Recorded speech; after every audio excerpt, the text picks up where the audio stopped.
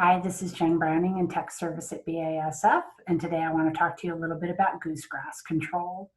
You may know that goosegrass is highly sensitive to Pylex at the labeled rates. In fact, we effectively control goosegrass at all growth states, usually with a single application, and you don't have to make sequential applications.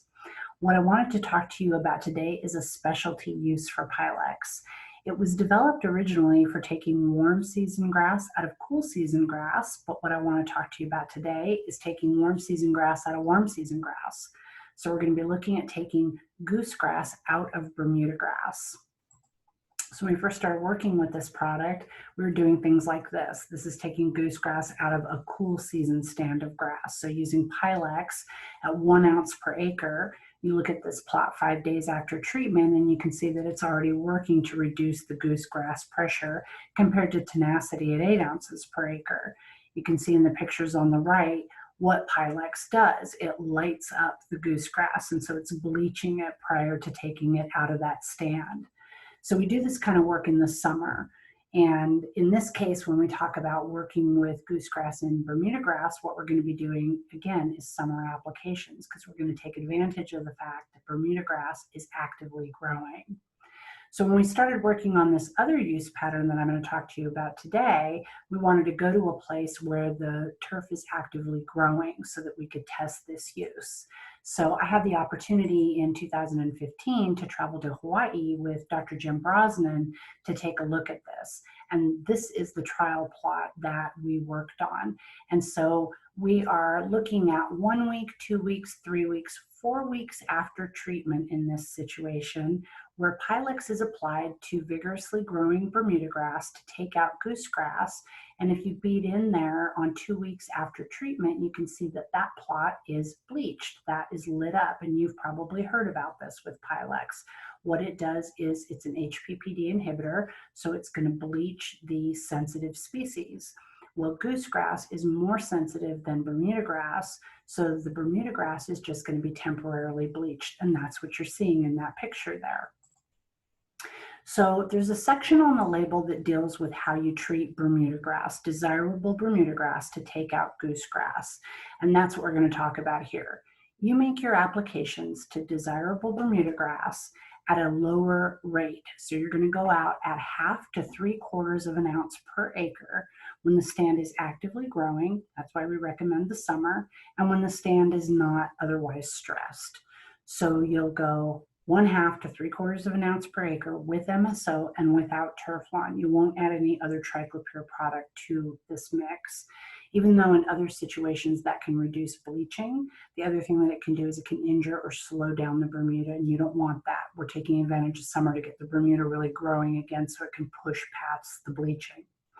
You'll get that temporary bleaching, but it peaks at 14 days and then it starts to resolve. So you saw that in the first picture, you see it in this picture, kind of peaks at 14 days and then it starts to move past that.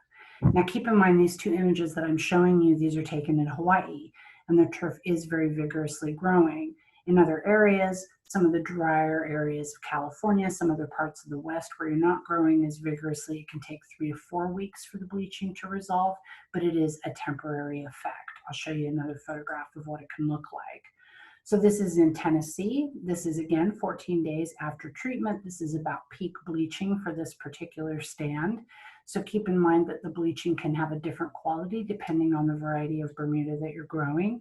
Sometimes it has a very opaque, bright white effect, and sometimes it's more straw or yellow colored. That can also be a function of your spray coverage.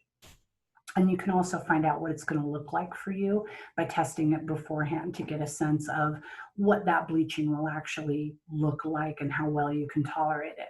Of course, only you know what your tolerance is for how much bleaching and the quality of that bleaching. So I do recommend that you test it before you try this or make any broadcast type applications. And some people won't be able to tolerate the bleaching at all or only do it on a spot treatment type application, and that's just fine.